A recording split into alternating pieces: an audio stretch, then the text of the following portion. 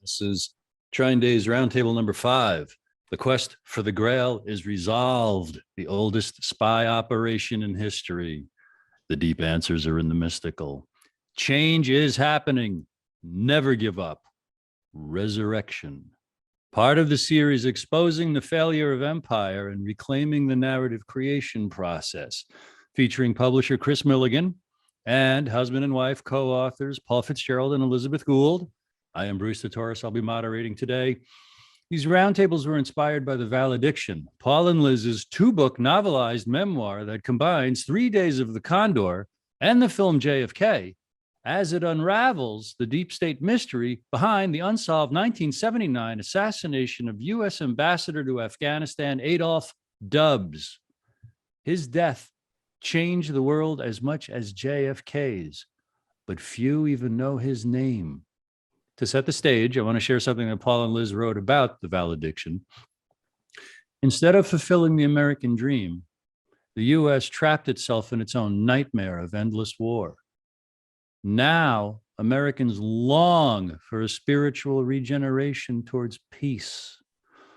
Over 4 decades, we assimilated an understanding of how to envision moving from war as an honorable sacrifice to peace that serves all. For the first half, Paul and Liz will present what they want us to know. Then Kris will, and then we'll open it up to everyone for questions and comments. And now, Paul Fitzgerald and Elizabeth Gould. Thank you so much, Bruce, and thanks everyone for being here. I want to start with a statement that I hope will be fulfilled. By the end of this presentation, we really do hope that you will understand why we can say the Grail quest is resolved and what that will do to the oldest spy operation in history. As we lay out our journey, some aspects will be familiar to you, but bear with us. We have never put all these pieces together in this particular order from beginning through to the end. But before I begin, I want to establish why we chose to write The Valediction, 3 Nights of Desmond as a novelized memoir instead of a straight historical retelling of what we experienced. The subject of Afghanistan and our involvement going back to the 1979 Soviet invasion is complicated and nuanced. It involved many people and events that are generally unknown. We believe that by telling our story as we experienced it over 40 years, would develop a level of understanding that a factual dissertation could not. In writing our book this way, we also believe that it would extend the reader's understanding of the unknown, the dark side of the news business, and the secret policies behind it, and inevitably the mystical. Over time, this resulted in our leaving the confines of corporate journalism and venturing into our own narrative creation process. It was a difficult decision to make, but in the end, we realized traveling our own road was the only way to achieve what we'd set out to do, finding the Grail of our own existence. We entered the mystical side of the Afghan adventure in 1987 before we even knew we were on a Grail quest. We were so frustrated with getting nowhere at changing the official narrative, we came to question our own assumptions about journalism and began writing movie scripts. By the end of the 1980s, we had completed 4. But then in September of 1991, our 10-year-old daughter, Alyssa, told us about a strange dream she'd had with Paul's deceased father, accompanied by a man in a Scottish plaid suit with matching hat. The man told Alyssa he was 800 years old. We already knew the Fitzgerald family had been in Ireland for 800 years and decided that we had been given a mystical clue to dig into the family history. 3 months later, we saw Oliver Stone's film JFK and found the inspiration we'd been looking for to further our story. Stone's use of an esoteric secret society with deeper motives behind the killing resonated with us. In our research into the Norman invasion of Ireland in 1169, we discovered historical reasons why members of some secret societies might have wanted to eliminate JFK in the modern era as retribution for past crimes. In the hope that Stone would be interested in this esoteric aspect, we developed a research paper called The Voice to fill out the details and got it to him. But Stone was intrigued but really wanted our Afghanistan story instead. Once we started working on the Afghan script, a synchronistic connection we could never have imagined emerged when a research book we found contained a photo of a man wearing a Scottish plaid suit and matching turban. The photo was of Alexander Gardner, an American mercenary who'd found his way to Afghanistan in the 1820s, discovered the religion of Zoroaster, married an Afghan princess. He'd not only lived the real life of Rudyard Kipling's Man Who Would Be King, he provided Kipling with essential information for his novel. Alyssa confirmed that day when she came home from school that the soldier in the photo was the man from her dream. As we worked with Stone on the Afghan script, we continued to develop The Voice as a novel, and he asked us to merge elements of it with the work we were doing for him. That effort resulted in a mystical version of the Afghan screenplay called Three Nights of Desmond, and triggered Stone to ask for an option on The Voice as well. At that time, we decided not to accept Stone's offer and to finish writing The Voice instead. And as we plugged ahead, we chose as the model for our antagonist, the man who had hired us to go to Afghanistan in 1981, CBS Foreign News editor Peter Larkin. The character emerged as a tragic archetype, a wounded veteran determined to twist the American story to get back at the Soviets for what he believed they had done to him in Vietnam. In The Voice, published in 2001, the character of Alyssa, as Paul's daughter, resolved the conflict between the Larkin character and Paul. Even though Alyssa had no involvement in our work, over the decades, many of our Afghan contacts that she had actually never met continued to enter into her life. The most powerful occurred, though, when she came to meet Peter Larkin himself through a friendship with his daughter. We knew nothing about this friendship until December 23rd, 2011, when Peter and his daughter arrived at our home for a party as Alyssa's guests. What we had written in The Voice materialized literally before our eyes for a party as Alyssa's guests. The novelized encounter between Paul and Peter through Alyssa, which had been foreshadowed in The Voice, was delivered to us through our front door. It was a revelatory moment produced by our daughters that completed a journey begun 30 years before between two competing storytellers. In 1991, Oliver Stone had put us back on the Afghan course, and in that process crossed us over into the telling of our own story. By weaving us back and forth between the Afghan screenplay and The Voice novel, he connected us to the multidimensional nature of narrative creation. Although our 3 years of work with him never resulted in a film, it was fulfilled with the publication of The Valediction, 3 Nights of Desmond in 2021. And now Paul will read a chapter in which the character Desmond Fitzmaurice draws him into Afghanistan's mystical vortex. The United States is a Templar creation, kept alive through Freemasonry, Fitzmaurice said. MI6 has always used Masonic lodges to recruit their agents. November 22nd is the Masonic Day of Revenge for Jacques de Molay. Dealey Plaza is a Masonic shrine named for 33rd degree Scottish Rite Mason, Knight Templar, Shriner, and member of the Red Cross of Constantine, George B. Dealey. Need more evidence? Desmond turned toward the dark sky illuminated by the bursting shell fire. What you're looking at is the Templars' Old Testament project. Purify the material world of everything in it through war. The war against matter, the White Knights' War, the Puritan War. The idea struck me like a blast of stale cold air from a crypt. Puritans. This was where I'd cross Theodore Eliot, the Puritan White Knight riding to the rescue of a fallen world. He hadn't taken me on that night at the Parker House for what I did. He'd taken me on for who I was in some past life as an Irish Catholic who didn't know his place in God's order. By going to Afghanistan, I'd entered his Manichaean war of light against the dark. And if Theodore Eliot and Richard Pipes and the Team B had convinced themselves that they were the White Knights by destroying a material world corrupted by Rome, that made me the Black Knight for trying to save it. The war against matter was old, at least as old as Afghanistan's Indus Valley civilization. It went by many names: Manichaean, Gnostic, dualist, heretical, Cathar, or just plain good and evil. All I could think of was Hiroshima and Nagasaki, Oppenheimer and his I am become death from the Bhagavad Gita. The Puritans hit a home run for antimatter that day. Oppenheimer had showed the world what a Gnostic future looked like. They call this place the graveyard of empires, Desmond Fitzmaurice said to me, now exuding the presence of a ghost. But this war will make Afghanistan the graveyard of graveyards, because it's all going to end here. Imperialism itself will end here. So is this where the war of light against dark ends, I asked, the return to where it began, the place Fyodorov considered the Garden of Eden? If you look hard enough here, you'll find your own connection to the past. He replied, knighthoods continue to exist. The Templars see themselves as the White Knights protecting the Grail, and the Black Knights as their enemies. Royal bloodlines still battle for influence in the game. Publicly, they run corporations, they direct armies, make foreign policies.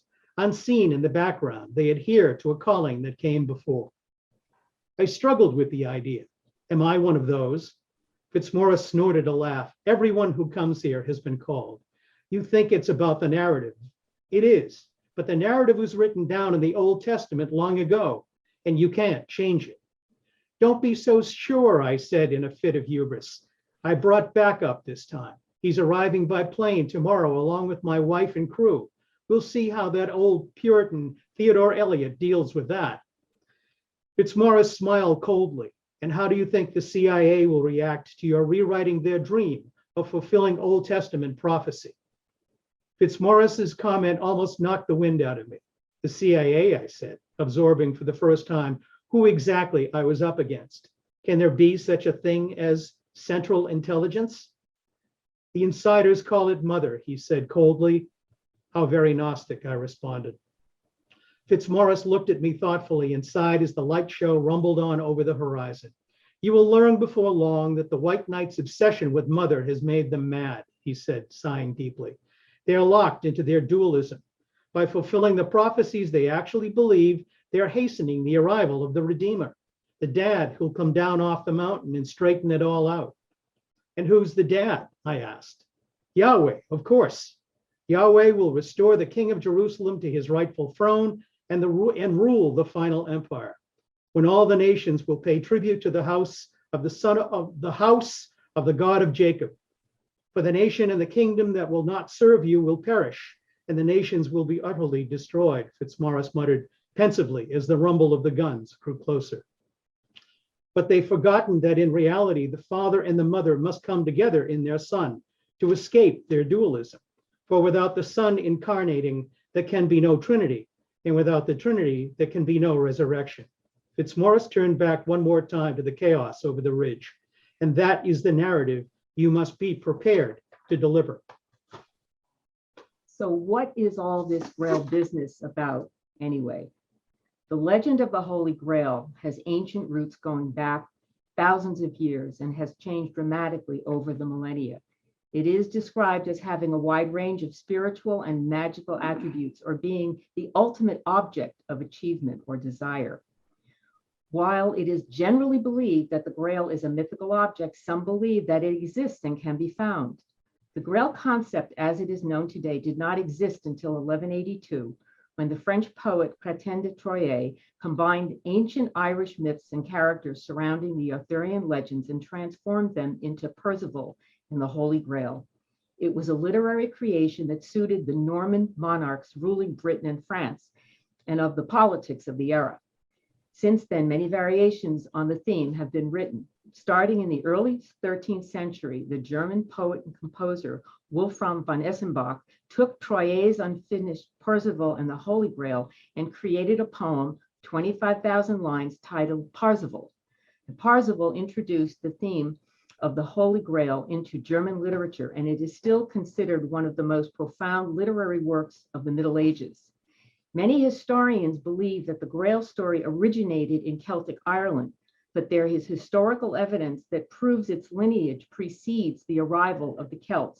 And that is the history we are incorporating in the Valediction resurrection. And now Paul will read a chapter about the background surrounding the Grail legend's ancient Irish roots. Dublin Airport, July 8th, 1997, 8:15 a.m. Is this the way you remember it? Liz asked as we made our way through the crowd to the rental car desk. No, it was 2 o'clock in the morning. The place was deserted and I was alone. Actually, I never even went into the terminal. The couple next to me offered me a ride to Hope, where my friends were staying, and we just walked to their car. That was thoughtful, Liz said. No, that was Irish. That's the way it was back then. We'll see what it's like now. You're an hour late and we had to let it go, the woman at the rental desk said as we checked in. The words hit like a brick. The plane was late. We had to get our bags. We have 2 children and 2 seniors, Liz pleaded as the shock of losing our vehicle sank in. Your reservation was for 7:30. We held it for 15 minutes, but I'm sorry, there's nothing I can do. I always found it amazing how unanticipated crises could emerge out of nowhere and threaten to destroy the most carefully laid travel plans. A broken lifter in the old 59 Chevy, a flat tire in the Ford. The problem at hand was no less catastrophic. So I popped the question, what else have you got? The woman bit her lip, then stared into her computer screen. The only other van we have is in the shop. It won't be available until Wednesday. What's wrong with it? I asked. It was scratched and has to be painted. Is it drivable? Oh, yes. It's just the appearance, she said authoritatively. I don't care what it looks like, I said. We'll take it, breathing a sigh of relief. Within minutes, we were loading our bags onto the shuttle bus outside the terminal when the young driver posed a friendly question. Who's the Fitzgerald? He asked, scanning our motley crew. We are, my son Devin responded. Well, so am I, he said, laughing. Of all places, meeting another Fitzgerald. Where are you from? I asked. Oh, it's a little village down past Limerick. I'm sure you've never heard of it. It's called Abbeyfield. We hadn't been off the plane for an hour, and the first ghost had already struck. That's my grandfather's village, I told him. We're from the same place, the same country, same village, same name. How long are you here for? He asked. 2 weeks. We have a wedding up in RD, then down to Abbeyfield for the rest of the stay. Well, whatever you do when you're in Ireland, there's one place you must go. It's called Newgrange, Bruna Boyne in Irish, Angus's palace on the River Boyne. I'd take you there myself, but I've got to work. It's only 20-minute drive from RD, and it's the most amazing thing you will ever see anywhere. This is clearly not the same place I came to in 1971, I said to Liz. The last time I was here, I had to get Dick Reed to drive me to Abbeyfield. This time, the little people from Abbeyfield sent someone out to meet me at the airport. The funny thing is, Liz said, following up, the place is already acting as if it knows you're here and what you've come for. Is that possible? Of course it is, Alyssa said. It's the secret Commonwealth you told me about, Dad, remember? And what's the secret Commonwealth? Liz asked. It's a famous study of the other world written by a Scottish cleric and natural scientist named Robert Kirk. It's sort of an earlier version of Evan Wentz's fairy faith in Celtic countries, but more first person. What do you mean by first person? Kirk was kidnapped and brought to the other side by the Unseelie court, Alyssa said gleefully. Some people think he never really died at all and that he can come and go as he pleases, like an ambassador from the secret state. And we just got our invitation from the secret state, Liz said. And he told us to go to Newgrange, I added. Liz smiled. You are serious. It's the secret power of the Commonwealth, the location, this location. Kirk wrote about it. The powers of the secret Commonwealth reside only in the native inhabitants and their mythological figures. They can't be passed down to colonizers or their children. So you're being treated as a native inhabitant. It's in your DNA, Liz added. And the location knows the sequence. I took the greeting at the airport as a sign. I was on some kind of track. I'd been getting signals all my life that I was being directed towards some larger purpose. But what was I supposed to do about it now? Driving up to RD gave me time to adjust to the location. As a young man, I'd driven from Paris to Istanbul and back, but there was something personal about driving through Ireland. Did you catch the name of these places? I asked Liz. They're all out of those Norman books, Strongbow's Conquest and the Twilight Lords we read. Viking settlements, Norman settlements, Flemish settlements. We're actually driving through the Irish Pale. What's the Pale? Devon asked. The only land in Ireland the Irish king was allowed to own. By 1450, it had been reduced to the coastal area just south of Dublin to Dundalk up ahead. And who owned the rest? The great earls owned it, the O'Neills, the O'Connors, the O'Briens, and the Desmond Fitzgeralds. Our family owned Ireland, Devon asked. A big piece of it. As big as the king's piece? 3 times bigger. And the king didn't like that at all, but there was nothing he could do about it. Until Queen Elizabeth came along, Liz said, chiming in. There was a war, a big war against the Desmond Fitzgeralds. And what happened? Devon asked, growing wary. They lost everything, I said. Devon slumped back in his seat and stared glumly out the window. Oh, they were just farmers fighting over farmland anyway, my mother said, butting in. There's nothing down south but farmland. The educated Irish were in the north where they had factories and made things, and that's where the Markies came from. And so my mother went on for another 30 miles with a story I'd heard 1,000 times before. And so I wondered about this place called Newgrange. What was so important about it? And that was where my new understanding of Ireland really began. Ardee was a medieval town of around 3,500 people, 50 miles north of Dublin. And that was all that was left was the old walls of the old walled city was the 15th century castle in the center of town. But that was all I needed to mark the way. Ardee's castle was a landmark and just a block from our appointed destination at Callahan's Butcher's. It's so wonderful you could come all this way to visit. You must be Paul, said the lovely lady waiting for us at the front door of the shop. Did you have any trouble with the roads? No, your directions were perfect, and here we are, I said, introducing our passengers, one by one, until my mother poked her head through the sliding door, and this is Teresa.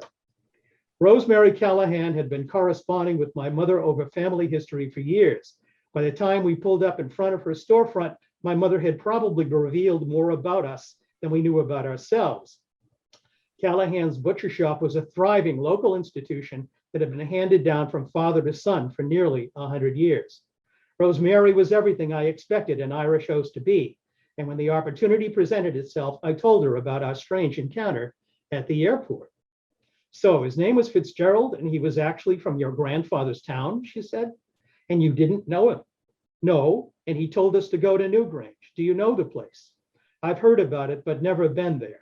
They say it's over 5,000 years old. That makes it older than the pyramids, I said.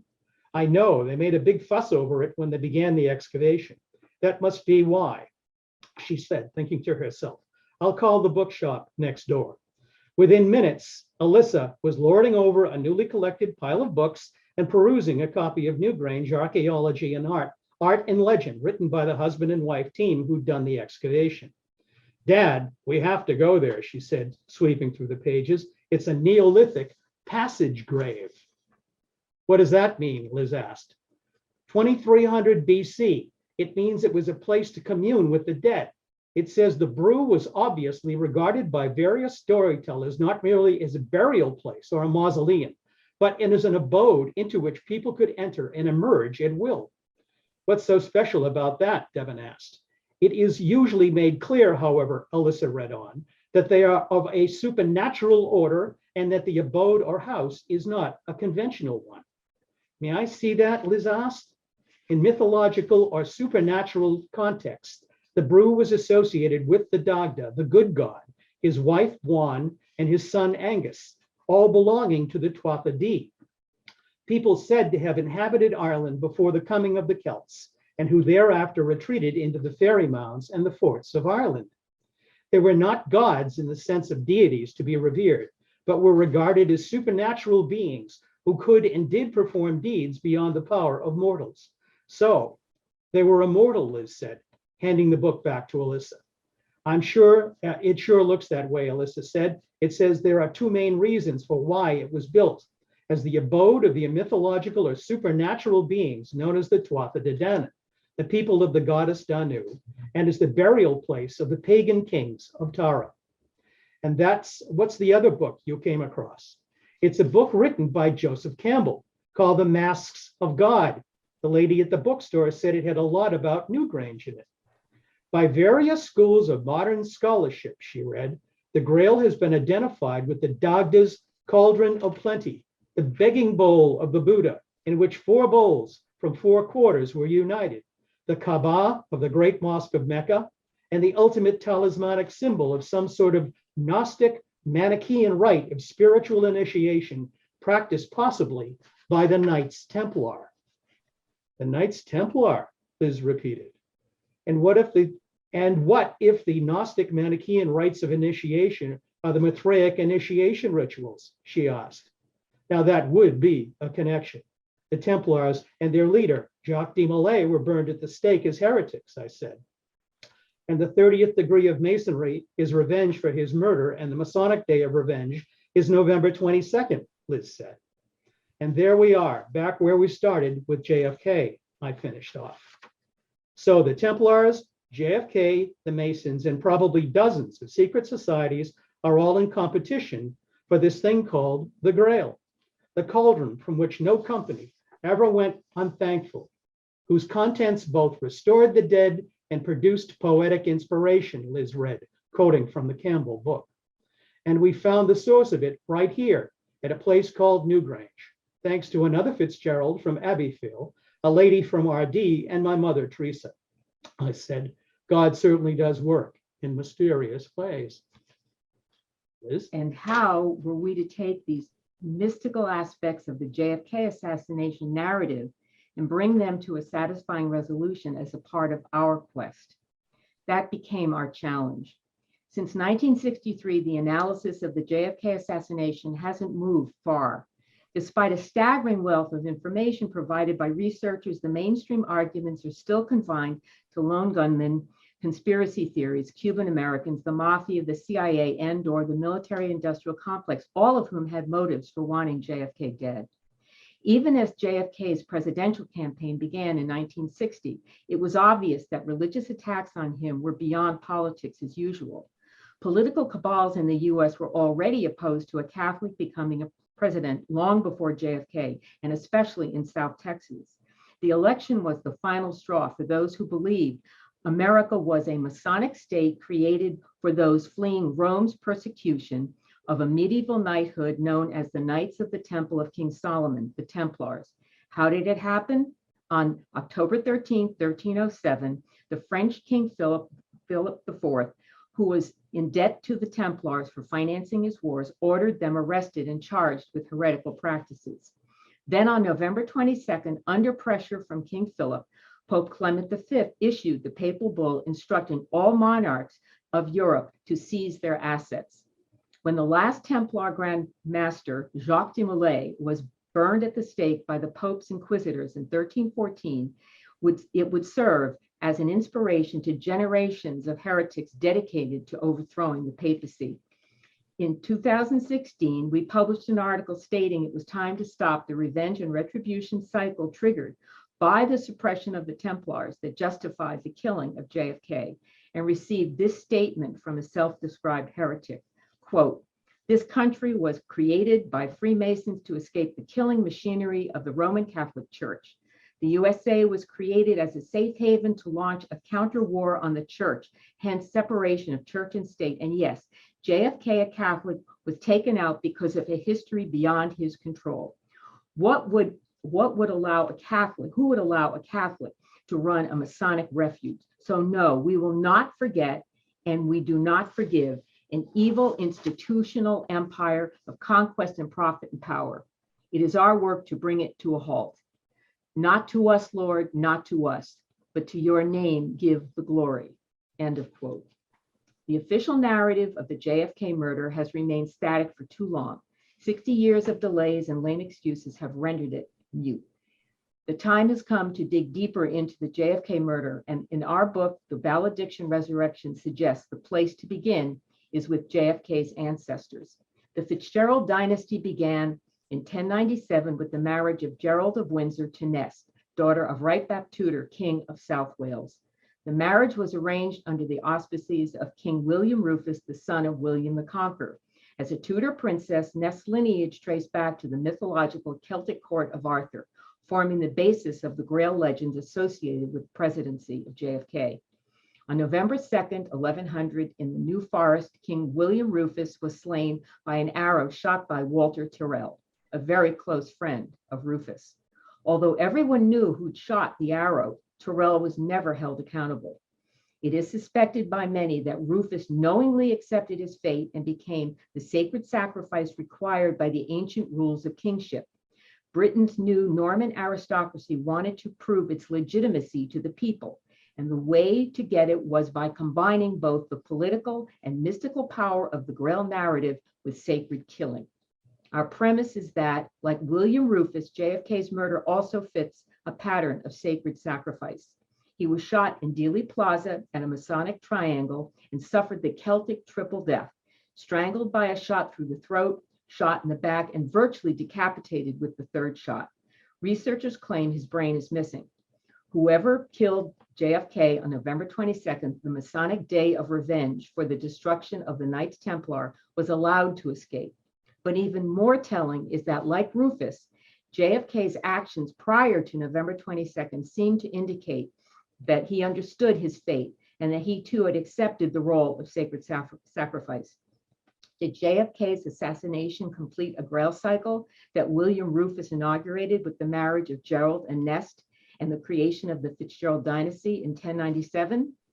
In doing our research for the Valediction Resurrection, we came upon a copy of John Hooker's 1586 publication of Holinshed's Chronicles of England, Scotland, and Ireland. This document proved to be a revelation in terms of our thesis, and Paul will read some of it from the Valediction to give you an idea of the nature of the relationship between the Fitzgerald family of Desmond and the royal family in London that was fulfilled by the murder of JFK. Hooker's translation was dedicated to Sir Walter Raleigh, Knight, Liz said, reading down the page. It's a 400-year history of Ireland from Henry II through Queen Elizabeth I. 1586, that's just after the Desmond Wars, I said. That's for sure. And boy, does he not like your branch of the family. I scanned the pages and read it out loud. Quote, I began to consider the two great and wonderful works of God, both his severe judgment against traitors, rebels, and the disobedient, and of his mercy and loving kindness upon the obedient and the dutiful. Uh-oh, I said, fearing what was coming. But of all others, none to be compared to this tragical discourse of Ireland and the most unnatural wars of the Desmonds against her sacred majesty. It gets better, Liz said as she pointed to a paragraph toward the end of the page. Quote, whose disobedience the Lord hath in justice so severely punished and revenged, as the like hath not in our age been seen nor known. This thing is even creepier than I expected, I said, contemplating the rabbit hole we'd just gone down. Can I see that? I asked, taking the book in hand.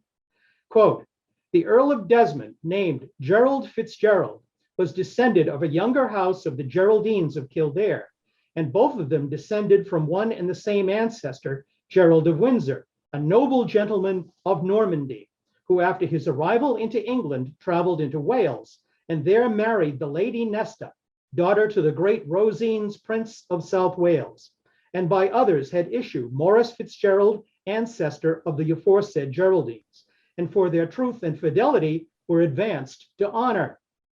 Liz was shocked.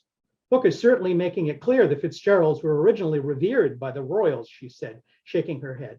They must have really crossed a red line. Oh, did they ever, I said, continuing on. Quote, and in the beginning of King Edward III's reign in the year 1327, Maurice Fitzthomas, the younger brother of that house, was created Earl of Desmond. And from thence, as before, they continued as faithful subjects for the course of sundry hundreds of years until this brain-sick and breakdance Gerald of Desmond and his brethren, allies, and complices, forgetting the honor of his house and forsaking their faith, did break into treasons and showed themselves open enemies, traitors, and rebels, using all manner of hostilities and outrages to the impeach of her most sacred majesty and the destruction of the Commonwealth. Oh, wait a minute, Liz said. Hooker is saying they had no problem with the Fitzgerald family until the last Earl of Desmond came along? That doesn't figure. Gerald of Wales was concerned about the Fitzgerald's relations to the royal family back in the 12th century. You're looking at Elizabethan claptrap, I said, or better yet, how you justify a genocide against one of your own. And this is the payoff right here. Quote, the price whereof in the end he paid with his and their own bloods to the utter destruction of themselves and that whole family. For first the Earl himself, the chief of his family, after his long repast and his traitorous follies, was driven in the end to all extremities and penuries, and at the last taken in an old cottage, and his head was cut off and sent to London, and there set upon London Bridge, and his lands and inheritance confiscated and discontinued from his house and name forever. A notable and rare example of God's just judgment and severe punishment upon all such as do resist and rebel against the higher powers of his anointed. And the Lord shall root him from out of the face of the earth that shall blaspheme his gods and curseth the prince of the people. End of quote. I think your take on Theodore Eliot was right on the money, Liz said, grimacing. His attack on you was about being one of those Fitzgeralds, as if you were the ghost of JFK. I understand it now. Dreams. Dreams have been a very important part of our creative process from the very beginning. I dreamed a dream recently that I'd like to share with you to end this little part of our discussion today. Okay. Did I tell him? Okay. On the morning of January 8th, 2022, I woke up from a dream where I felt I had completed my experience going through this whole process. I found myself surrounded by a golden glow in a snowy forest that felt extremely peaceful. Liz and I were actually in the tree and beaming at each other. It was some kind of golden stone-shaped object that was in the tree with us. And as soon as I woke up, I told Liz, I spent the night with the Grail. Since our grandchildren weren't able to come to our home this year for Christmas, for the first time in 70 years, we didn't do a Christmas tree. We didn't put up a Christmas tree. We celebrated Christmas, but we didn't put a tree up. So I felt that what had happened was I kind of transferred the energy of those 70 years to that dream. And in that dream, I saw the fulfillment of what those 70 years really meant, from the time I'd grown up as a little kid, the time my children were small, until these very terrible days that we're living through right now. And I expressed itself in a dream. So I'd like to share that with you. That is my way in which I'm bringing my own experience with the Grail, what it means to me. We have gone back, the Valediction book 2, Resurrection will go through the course of my experience and my understanding with Liz of what we experienced in Ireland, the background of the Fitzgerald family, and how we feel that is going to work its way into the future. Thank you all for coming. Thank you. Thank you both. Kris. Well, you know, is there any reason why I wanted to publish their work? You know, I mean, goodness gracious me, you know, I've been talking about how the Kennedy assassination was a mystical kill for as long as I can remember. And, you know, America is the repository and also is the end of a dream of a lot of people, of being able to, you know, govern yourself instead of having somebody up here say, well, you got to do this and you got to do that because your daddy was this and blah, blah, blah, blah, blah, blah. Well, you know, the secret societies too, they brought us in. They took America out from being a republic into being empire. They did this through false flag and you know, lying to us and whatnot. Basically, there was a big discussion at the end of the 1800s about America's empire, and it happened to do with the Spanish-American War. And at the root of the Spanish-American War was the drug trade by these secret societies, which gives them this big pile of money, which allows them to, sit in the shadows and influence and manipulate our history and ourselves. And so they took us into empire. And that's really not what America is about. America's not about empire, so these secret societies had a real strong run, okay, in our government, in our executive branch, and in our intelligence, and using the assets of America and the American people for their own designs. And the Bible's an interesting thing. I mean, he was talking about dreams. I mean, do they talk about dreams in the Bible? I mean, they are very, important for, Daniel describing the dreams for the king and blah, blah, blah. And then you have Joseph's dreams. And then you have this idea of sacrifice of, you got to kill somebody to make something happen down here. Now, Lord have mercy. That's really kind of counterproductive. That's just falderall that people are using to control us. I mean, like I mentioned the other day, we had a little discussion. I mean, what's the basic ritual of the Bible today, of the Christian church? It's basically let's share some bread and wine together, at a table, and talk about things, instead of this pyramid down type of control. And so, it's not like this discussion hasn't happened before. I mean, when you look at the founding fathers, okay, and they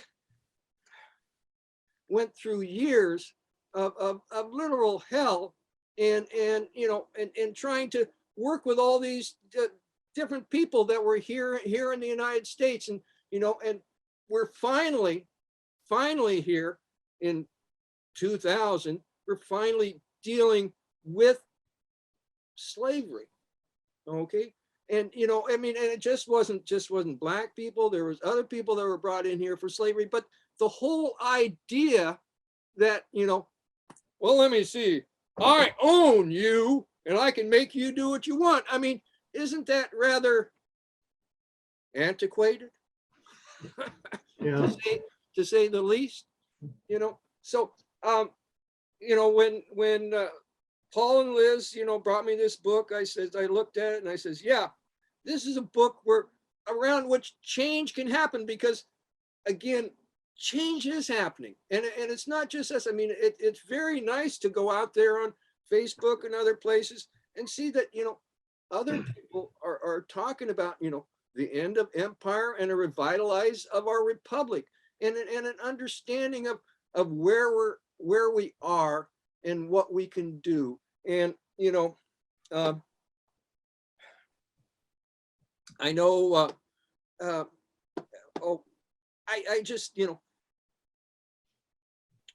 people been upset at me because I haven't, just got all upset about COVID and everything.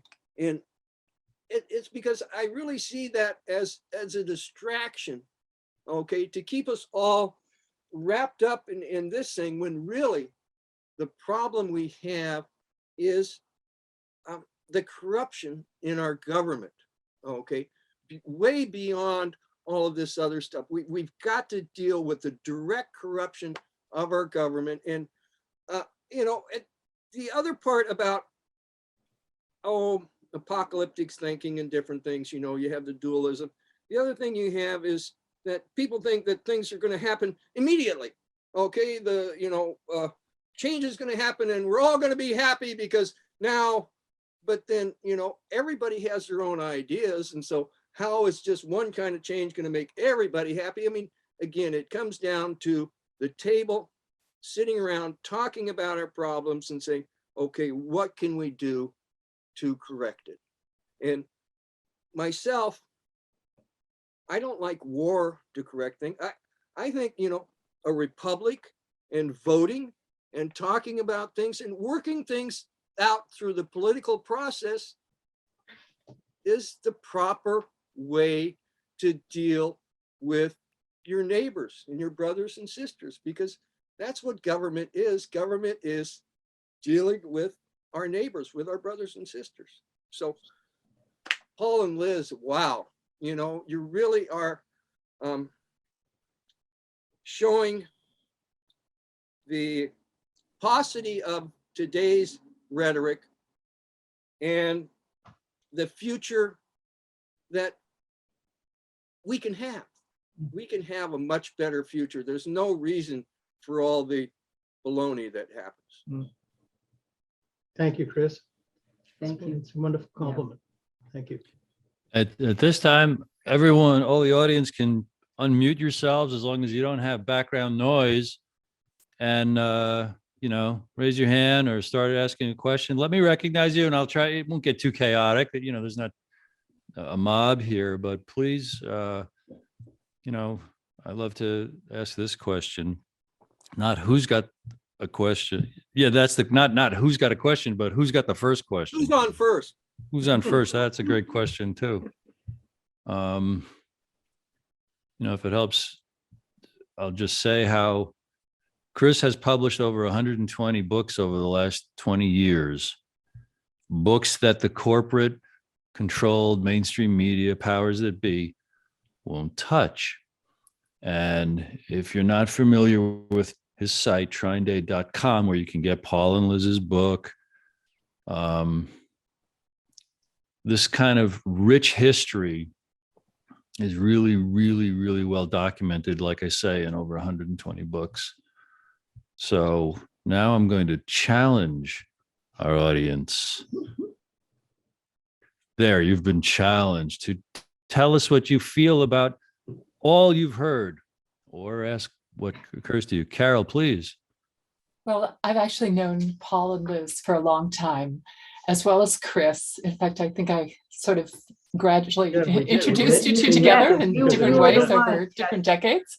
Yes, And exactly. so I'm very familiar with Paul and Liz's story, which is incredibly moving. And Liz and I are good friends.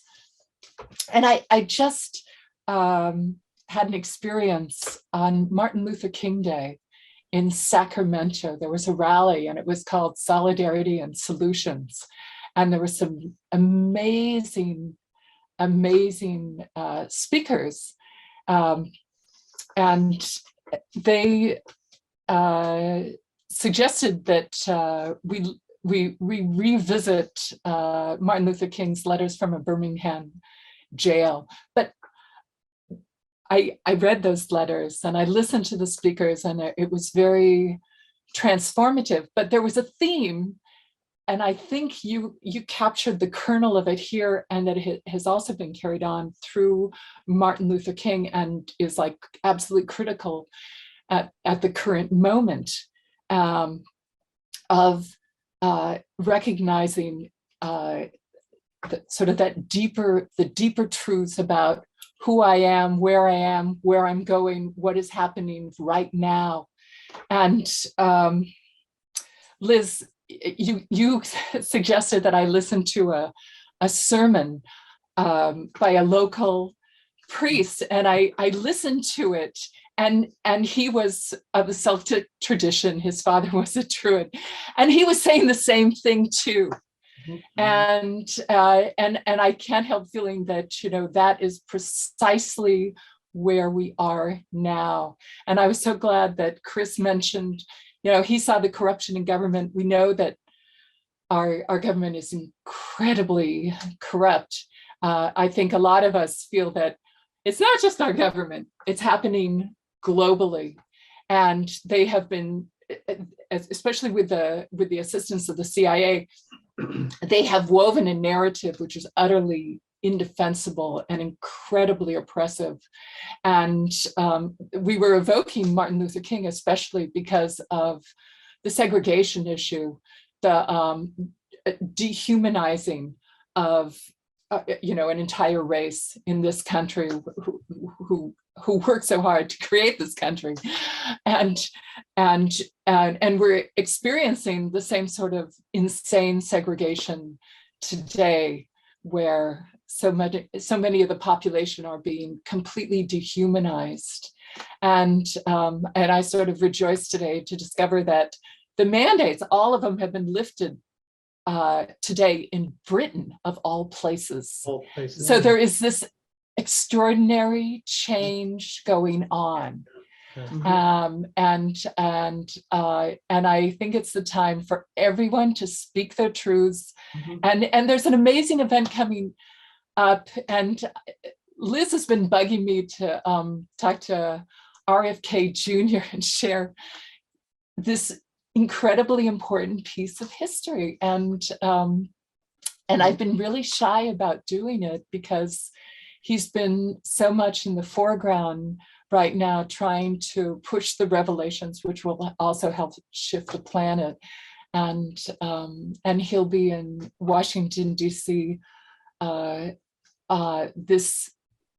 This Sunday at the first really enormous worldwide rally for freedom taking place in the United States. They've been happening all over the world, but it's finally at home in the National Mall, and there'll be just a massive act of civil disobedience.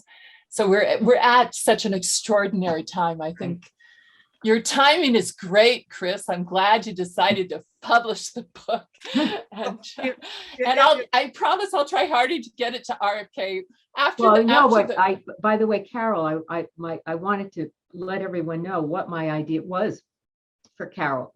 I feel that we want to get RFK on the same page we're on about allowing JFK to be viewed as the final sacrifice of that level. Okay, I mean, many people have been slaughtered, and most of them are unknown. I mean, that's the whole point, that we're dealing with massive, annihilation, through all kinds of circumstances. But in trying to invoke, this realization that the only way we can really move forward is to end the revenge and retribution cycle. There's going to be a lot of unfinished business, but if it's based on revenge and retribution, it will never end, and it will just, this insanity will keep on going. So that's what we suggested to Carol, that RFK needs a some other way of bringing his power to the people, and this would be such a stunner. And let's get a dialogue. I mean, maybe it's huge. It'll just cause a dialogue. It's as huge as whatever pressure the exposure of the pedophiles in high places might be hand in glove with what it might just is crumbling a little bit in the UK about ending the mandates. The event Carol's talking about on January 23rd is called Defeat the Mandates. And I think defeatthemandates.com is where people can get information about that. It's a gathering in Washington, D.C., and I think it's in other cities around the country. Because of the leverage of the deep history of what the JFK assassination was. Good God, y'all, as they say in the South. Who's got the next question, comment, compliment? I want to, Carol Brule, she did one of the first 9/11 conferences there in San Francisco, and has been a mainstay of 9/11 truth in California. And the blood feud is, people have been talking about the blood feud and trying to stop that for a long time. And again, you look at the slavery and you look at the history of our founding fathers, and they tried to stop it then. Okay, I mean, part of the problem that was going on at that point in time was they didn't have enough workers, and the British were forcing slaves onto states in the colonies that didn't want to take them. And then you had the negotiations for the Constitution. And I mean, they really did try to get rid of slavery at that time, but it was it wasn't allowed, And so, you know, the dynamics of perfecting our union are, you know, are continuing, and that's what we need to do, is continue to perfect the union. Now, and the people, I'm going to say, you know, no, I won't. Go ahead. well, no, just this union can be improved and perfected if each and every generation is challenged and knowledgeable and convinced that the need for all individuals to step up and do something to protect humanity's right to self-govern right where you are. So that's the value, the inestimable value, Kris Millegan, of your work for the last 20 years. Who's got the next comment or question, please? Oh, Ruth, you must unmute yourself. Yeah, wow. It's so exciting to hear the story, the telling, and how rich it is, and how engaged I am in it. And I'm just grateful. But I have these thoughts in my head I want to share, and it has to do with othering, and how it is the use of othering and revenge and retribution is one of the most profound ways of othering. And othering is a mechanism that uses making the other the object of your hatred, of what it is that you don't like, or what you want to get rid of. And I feel like this has been so used for so many millennia as a way of having people disconnect from their own center, their own direct relationship with what is divine inside of them, and feeling that the only way that they can resolve a problem is by an act of violence against someone else, something else. And this manipulation has been how wars have been created, how slavery has happened, how all this is. And what I notice is that, first of all, I feel like most of the sacrifices of great people have been people who have come to understand this othering, and have understood the power of helping people come to the heart space of in which they really take responsibility for their actions, and they refuse to blame what's outside of them, and they find a way to create realities. And what I wanted to say is that this way that you are talking about creating the narrative and telling the story, I feel it's about that returning to the self, to the origin of the story, and taking responsibility for the story that is being told. And this is a huge transformation of our mental, the way we structure thought. It's huge. And it's about rewiring the manipulation of fear, and being able to come to love, which allows the creative process to be reinforced. And so when you really understand the creative process, then you understand that you can create something else. And I feel like what you're doing is that turning right at that point where fear and love allow for this creative storytelling to be given the platform. Finally, that's what I want to say. One of the cures to othering is called turn the other cheek. Say again. Turn the other cheek. That's the way to deal with it. Yes. Right. Yes. Well, I have a thing about turn the other cheek, that perhaps if you turn the other cheek and you look out of the other side of your face, that you can see from the perspective of the person that you are looking at. It's as if, you can look out of your eyes and see them, but if you turn the other cheek, then you can see their point of view. It also shows them something too. Mm-hmm. Yes. Bruce is trying to talk and we can't hear him. Bruce, you're silent. Oh. No. No, Bruce, we can't hear you. can't hear you. Bruce, we can't hear you. Oh, golly. Maybe that's a good thing. My mic was muted. No.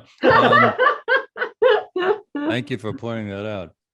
Ruth, as you were describing the harm of othering and how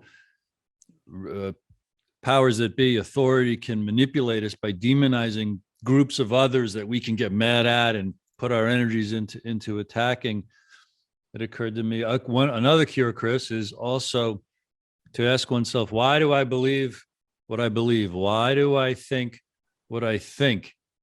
Which can lead someone to questioning authority, because human nature, we want to fit in, we want to be good, we want to be like everybody else. That's just survival from infancy on. Boom. That's a huge habit, an impulse to understand in oneself, why do I do everything my government says? Why do I join the military and kill the people that my government says I should kill? It's because I'm trying to be good. I'm trying to be good. I'm trying to do the right thing. But you look at the carnage around us and through history, we've got to ask ourselves, why do I think what I think? Which leads to this: politically and effectively and tangibly, we must not only question ourselves, why do I think what I think? We must question authority, especially when someone like Kris Millegan has published over 120 books in the last 20 years at TrineDay.com, showing how badly authority has lied to demonize others, to exploit us, and suck so much wealth up to the 1% of the 1%. This conversation, Paul and Liz's books, all of Kris's books, why aren't they on the mainstream? Why isn't this on C-SPAN? Why isn't this on Meet the Press? It's because that's what we're up against. And the solution is owning our own sovereignty, teaching ourselves history. If we rely on anyone but ourselves to find and be curious about what do I need to know to comprehend what's going on in the world, let alone my own heart and emotions, let alone the way I feel about other people. It's all about know thyself. Why do I think what I think? And question authority. Who's got the next comment or question, please? I'll say I something. see Ruth, Liz's hand. Go. I know. No, I wanted to just make one point. I think this is a very real part of the problem for so many people. They've mastered control of the economy, and that underlying so many people's unwillingness to do the right thing is because in their mind, giving up their personal economy to do the right thing means they're going to be hurting their family, their ability to do, so you've got a lot of, I think that's something we all have to, factor in, To keep your job. But that decision has to be made from within each person. But that means that there are a lot of people, if they don't have any kind of help outside of themselves, what are they going to do? Become a homeless person? That's an awful lot to ask of anybody, to do the right thing sometimes. But yet you can see right now what's happening, is people are literally being pushed to that limit. So we've got to really redefine what heroism is. I mean, for some people, leaving that job is very different than for other people, even if they're, we remember this would have been, I think, in the 1980s when the nuclear freeze was going on, and there was a port up in Portsmouth, New Hampshire, and there was a big deal because all the workers up there were getting cancer from the radioactivity, okay? And many of these workers said, I need the job. So it isn't always that they can be damaging themselves to keep the job. So we've got to get that clear thinking. Nobody can be judged, okay, just like that, because you're not doing, quote, the right thing. Liz, the whole time you were talking, I was thinking of telling you this, and now I really have to, because you just concluded with getting to clear thinking. And there's a guy on a YouTube channel. His name is James French, and his YouTube channel is James French, and he only has a couple dozen, maybe a dozen videos up there. And he teaches the trust technique, how to get your animal to trust you, your dog, your horse. And his whole message, and I'm hypnotized by these because they work for me, is he calms his mind, which eventually influences the animal and calms the animal's mind, Mhm. because he's paid to teach people how to train their animals. Okay. And he says the active mind, the busy mind can't learn. So it's very specific to train animals, but it's also in this cyclone of fear that we've been fire hosed for the last 2 years. After 20 years of a fire hose of fear, terrorism, terrorism, the first thing for ourselves and for our fellow humans is we got to bring it down. We got to notch it down. We got to get to 10% ramped up anxiety so we can hear each other. And so you can say to someone, hey, do you know anyone? Do you know anyone who's ever told you that 9/11 was an inside job? Just because, and that's how delicate we've got to go, I believe. Thoughts and comments, please. I see Ruth again. Yes, you do. Oh, wow. Well, I want to say that this place that you're talking about that speaks to animals, also, it does speak to a deeper place in every human being. And one of the things that I hear is a lot of people that have been, have a lot of, they want good things to happen. They're liberal. They want, but there's a way that they're always in the intellect and they're always thinking. And I do healing work, and I can tell you that the intellect is very thin. And I really feel like there's something about understanding that people that really want something to happen in the world, that they know is an evolution, an evolutionary way of creating reality, that we almost have to let go of history and begin to understand how we connect our imagination and our minds in a storytelling of an energetic storytelling of a reality, so that some of what goes on in a meeting like this is that we actually vision and actually a place of coherence in our body mind to create the vibrational frequency, which is really what changes reality. I love every comment you've ever made on these roundtables. What was the word you used? What kind of work do you do, Ruth? I am I'm an acupuncturist, energy healer. Do you have a website where you provide info for folks? My conscious body energetics. I want Great. to say about Ruth. Ruth is a very, very talented healer.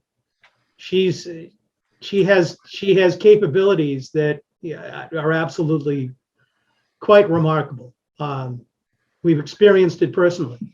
So my hat's off to you, Ruth. Every sentiment, Ruth, you've expressed in these things radiates that. It really does. So it reminded me of a few books that have helped me along the exact same lines, which is, how to get harmony with each other. I've lost my train of thought. Who's got the next question or comment? Let's look at I want to thank you, Paul. Thank you for your look acknowledgement. at the dynamic of the internet. Okay, I mean, that's basically what's happening here is the dynamic of the internet. Okay, you had the internet come along. You had a situation where very few people were writing letters to each other. Okay, we were used to the phone call. We were calling people on the phone. Okay, people that are old enough remember that you didn't talk too long on the phone because it costs so much money. Okay, but you can look at the figures, and very few people were writing personal letters to each other. Okay, one thing that the internet engendered was people sitting down at a keyboard and writing to each other. Okay, and that is right. that engenders thought. Okay, and then again with the internet, we don't have to go somewhere and then we can connect right to each other. And again, and then the internet allowed me to be a publisher. Okay, the personal computer and the internet. Without that, I couldn't have been a publisher. Okay, without the internet, we couldn't be doing this. Okay, and this dynamic, okay, of us talking and all of this is creating the future. Okay, and the main thing we need to deal with, okay, is the people from the shadows throwing tons of conspiracy theories out at us, okay, to make us go jump off the cliff one way or the other, instead of staying laser focused on the political acts that we do as people, because the acts that we do as people affect the people around us and then and affect the future. Okay, so why have people been suppressing people's right to vote? Because they want to control things, right? So, what is happening? These people trying to get more people the ability to vote. Okay, I mean, and it's so silly.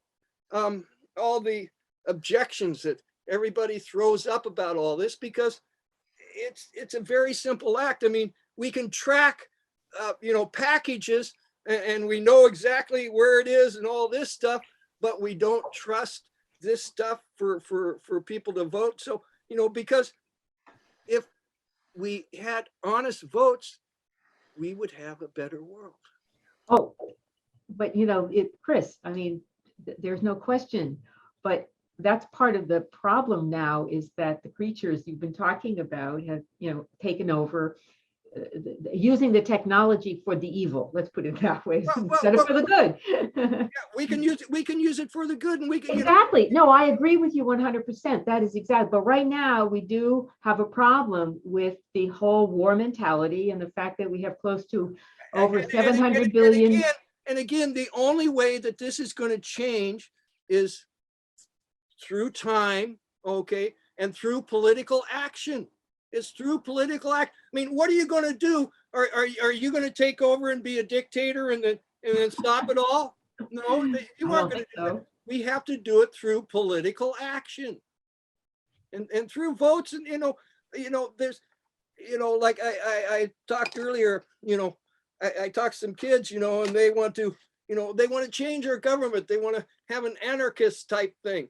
And I mean, government is just how people talk to each other. Yeah. And a republic is a good form of government. First off, we should have more people in DC. And, there's a big effort to do that. And if we had followed, what they first said, there'd be 6,500 people in DC taking care of our business. Okay. Which would be a lot. How are you going to corrupt all those people? Okay. I don't know, Kris. I'm not sure that they're not capable of that. I am. I have strong faith in America, and I have strong faith in people. I agree with you, Kris, that it's not about faith. It's about understanding how you've been taken advantage of and getting much smarter about it. There's no question. Once you get smart about it, much harder for people to be taken advantage of. But no, we know that the truth on the corruption is known. Okay, the corruption is known. It really is. It's really quite known. Some of it is hidden from us, but the corruption is known. And all we need to do, again, it's political power. Where does it come from? A gun, or does it come from a vote? Right, but you know what? The money is imbalancing the vote and the political power. The amount of private money. What's your solution? What are you going to do? Good. Okay, I'm actually hoarding. Carol, has your hand up. Well, actually, before Carol, thank you. I want to recognize Jane and ask you to unmute, Jane, to say your comment as you wish, or say question. Jane, can you hear me? You are muted. You must unmute at your end somehow. Oh. I've got it. Hi there, everybody. Gotcha. I was just holding up my pen. I think this is our political weapon. This is how we're going to change the world. Because if we're going to rely on our government, well, it hasn't worked, and it's so corrupted that now it looks like they're trying to murder, to depopulate the world. That's what it looks like. And when you see things like the Georgia Guidestones, it's quite scary. I was taught in school, sorry, I'm Scottish and I live in France. And I know Kris Millegan because he spoke with John O'Loughlin, who has a wonderful YouTube station called Macduff Lives. His father was in, he knew JFK. He worked with the FBI, ended up in the Pentagon and was murdered very young with fast acting cancer. So I think they're trying to depopulate hugely the planet at this moment, and that is the real problem. And Kris, That's been going on for a long time.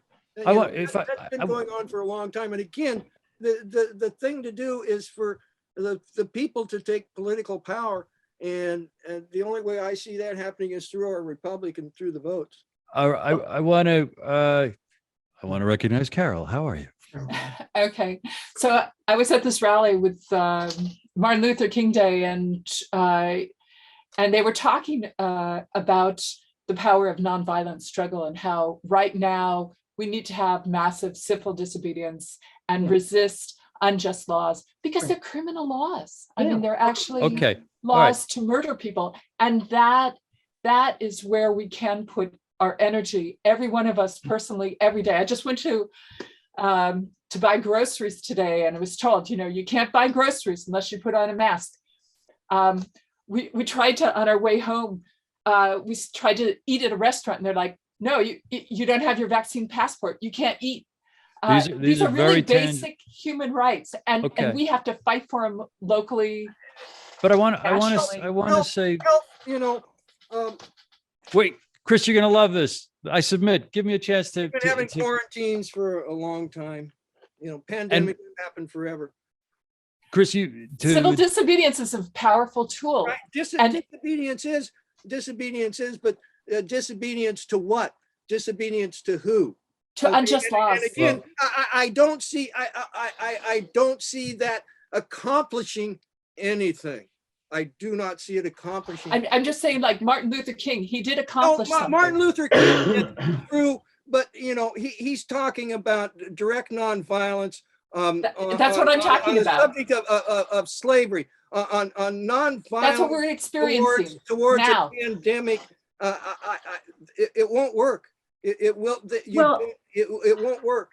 Kris, how about we have different solutions in our own head, and you have your way of doing it. Carol has hers. We have to come together in terms of sharing as much as we can, but we don't all have to do the same thing. We're doing that. We're doing that. Just because I'm strident doesn't mean. Oh, you? Wait. And again, I've been watching this for a long time, been watching conspiracy theory for a long time. And I'm telling you, COVID is being used as a control mechanism, but not just, it's silly to me to not deal with public health, to not deal directly with public health. Well, but again, the corruption, of the pharmaceutical industry controlling Congress. We have corruption in the pharmaceutical industry. That doesn't mean that everything in medicine is evil and wrong. You're right, Kris. You're absolutely right. But it turns out that Pfizer is one of the most criminal companies in the world, and it's all on public record after their trials. So we know what they do. They murder people. They do. It's in the court record. Well, I'd just like to say, we've had a lot of commercial experience in this area. We had to do something in order to pay the bills when we were doing our documentaries and traipsing around into various places in the world. And we bought some equipment, so it kind of let's amortize the equipment. So we did some commercial stuff locally, and ran into a lot of computer stuff was going on here, and biotechnology stuff. Boston, Cambridge is it's a whole nexus of all kinds of ideas. People come from all over the world to be here and to study and to get involved with these startup companies. And and somebody along the way, as I recall, we did some work for a company called Thinking Machines at one point. We did help them do a promotional documentary. This is in the late 80s when people didn't really understand what computers are really all about. And this one guy, Danny Hillis, was there. He was a big computer guy. I know Silicon Valley is known for computers, but this guy was out of MIT, and he made some conference. And the Media Lab at MIT, by the way, is very much involved in the medical aspects of what's going on and the future of the human race. Whether you know it or not, they're taking a lot of, it's kind of freewheeling atmosphere there, unlike very rigid academic study. Paul, So- could I challenge you to a little more succinctly and quickly get to your point? What I was going to say was that somebody along the way made the statement at one of these MIT places, a very high level guy, that the objective of the medical scientific establishment is to put an IP address on every molecule in the human body. That's the objective. And that's What we're experiencing right now. I want to speak for Kris for 2 seconds to say, with his breadth of knowledge and research and all that he's published and said, that's an option and a possibility that he's well aware of. And we are. I saw Jane. You indicated the desire to comment or make a question. Do you remember what that might have been? I do. We can go in the middle ground between what Carol and Kris is saying. Here in France, you have a lot of people wearing the masks, even inside their cars when they're all on their own driving, and it's so sad to see. So my compromise, because the thing is, people are frightened, and that's why they're wearing their masks, and it's really confrontational to not wear a mask.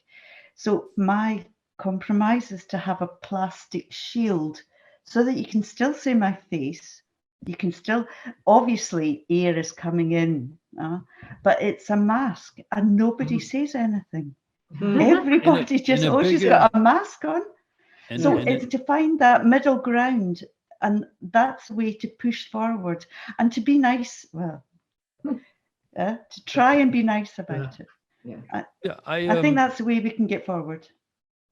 And in the middle of what Kris, one of the big things that Kris was talking about, he said the corruption's known, and I've been hanging into that thought as I've been listening to everything since. Yeah. So how do we empower ourselves to take action on it? If the corruption is known, but there's just too small a percentage of people doing anything about it, and this is my hobby horse, it's because they feel completely powerless. They would do something if they had the impulse to think that they had an ounce of ability. Sure. And my diagnosis of Americans, well articulated in my book called God, School, 9/11, and JFK, The Lies That Are Killing Us and the Truth That Sets Us Free, available at TrineDay.com. Read the amazing reviews at brucedetorres.com, is well articulated along these lines. Mellow voice. The American experience for 90% of Americans is public school. Public education is the experience for 90% of Americans. And I submit that we don't learn what we're told. We don't learn that we're here, especially young. We learn what we do. What'd you learn in school today? We can stop asking our kids that. They learned to do nothing until they were told to. And then they could only do the 3, 4, 5 options given them by authority. What Americans learn is to do one of the options given to us by authority. Questioning authority is not one of those options. Well, that's not true. That's not true. You know, I went through the schools. I've been questioning authority. Okay? Ah, my hippie friend, you are in the spectrum of a rebel. There's a lot of people like us. Okay. And what I'm saying before, okay, if you know, if you know, we want to go up against them on COVID, they'll shut that down very, very fast. Okay. If we need to get in the streets to them about corruption, okay, and about drugs, and about the vote. Okay, but I'm just telling you, they'll go like that. They'll go like that with COVID. Okay, we need to stand up on other things. Granted, and of the 90% of Americans who go through public school, Kris, there are some at the fringes like you who are a rebel and who went out in the world and started making money and having a record store and doing whatever it took to just, create your own life because you had a sense of your own empowerment, luckily, or because of the way that you were raised. But if the bell curve applies as a model for humanity everywhere and for all time, there's this huge percentage in the middle that just go along and do what everybody does. Now we're going to war. Great. Oh, now we're rounding up Jews and putting them in camps. Okay. Apathetic from my diagnosis of doing what they're told. And that's our obstacle. And if we could talk to that, which leverages what Ruth and I talked about, calming everyone down to ask, why do I feel the way I feel? Why do I think what I think? Why do you feel powerless? Why aren't you in the street taking on the corruption as Kris Millegan wants you to? This is the core of it. The horse, not the cart. The horse is enough Americans who feel with an ounce of power to do something to take on City Hall about anything. American Revolution was done with most people sitting on the couch. Yes. What percent took action? What percent? 15. Let's get there. We're not there yet. Everything we're talking about is to get that 15% to do something and care and participate. Right? And Oh, what, it's all what can they coming do? together. What can they do? They can vote.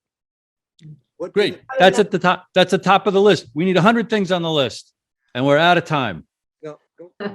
Wait, we're going to wrap up in a minute. Who's got final? I'm going to say Ruth, Okay. Carol, Paul and Liz, and then Kris Millegan. Ruth. Okay, this is just about education. I feel like I'm well into my 70s and I feel You like, look marvelous. thank you. I just have liberated myself within the past 2 or 3 years from the education that I received from going through the American educational system, which it fucked me up. And it made me not understand how to be in my own power and how to really articulate and activate myself. It made me look for the right answer out there for the longest time. Tell us all about it in 30 seconds. That's it. And the other thing is amazing to me how using a virus as a weapon has snapped people and taken away their capacity to actually see what's going on, because people are terrified of their bodies and they're terrified of viruses and they don't think straight about the weapon that it is. Thank you, Ruth. Carol, you must unmute. No, I was just indicating to talk to Ruth because she really wanted to get something out. Go ahead. No, I have a question for you, Carol. I've learned in this roundtable, you put on one of the first 9/11 conferences. I saw recently on your Facebook activity that you've got, do you have a website where you talk about these kind of things?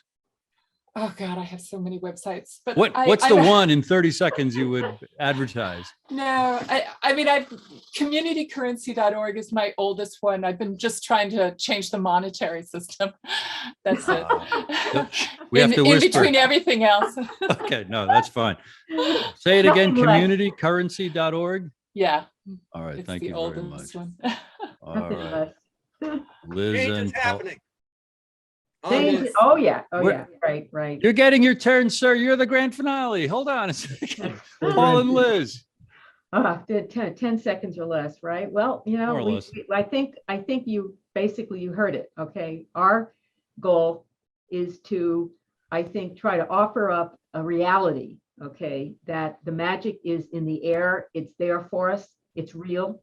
And that they've been using it all along. They've hoarded it. In fact, your secret society guys, Kris, and they've conned people into believing there ain't no magic out there for us. There is plenty. All right. And that's why when Paul had that dream on the 8th of January, when he woke up and said to me, I just spent the night with the Grail, was like, it happened. And I'm not a hippie. It happened. I mean, it was like, it really happened. We've been working towards this, and the dream the dream was clearly a reflection. In fact, I consider that dream to be the alpha to Alyssa's dream that put Paul on the course. The dream that Paul just had is the omega to those two dreams. And that's a 30-year cycle. So thank you, everybody, for showing up today. And thank you, Kris, for giving us the platform Yeah. to do all these things, write these books, and express our perspective and our context to people, because I think the narrative is the way to go. We got to restore some kind of oral history. Woo, Kris Oral- Millegan, you get the last words. no word. Yeah, you get the final word. You know, I live in the state of Oregon, okay, and we're the 33rd state, okay, and we happen to have the only river in the United States that flows from the south to the north, kind of like the Nile. And basically at the top of that river, we have Portland. Then below that, we have Salem, and then we have Eugene. I look at them as Portland is Rome, Salem is Jerusalem, and Eugene is Egypt. And we have a place where drama happens. And then also TrineDay got sued on its second book, Expendable Elite. We were told that we had to declare it to be a fiction. And the people who were trying to make us declare it fiction was the Special Forces Association of the United States. Oh dear. And they took us to court in federal district court in Charleston, South Carolina. And the Justice Center there, Hollings Justice Center, is kitty corner from the tavern where the 33rd degree of masonry was started. It was started in Charleston, South Carolina in 1805. And, you know, the CIA played their games there, and they kept saying, oh gosh, well, we're going to have this guy come in, he's going to talk blah, blah, blah, blah. Well, you know, we won a unanimous verdict there in Charleston, South Carolina, with a hippie from Oregon and a lieutenant colonel from New York. Okay. Wow. And they were expecting to walk right over us. Well, the justice system does work sometimes. Yeah. And the people saw through the BS and gave us a unanimous verdict.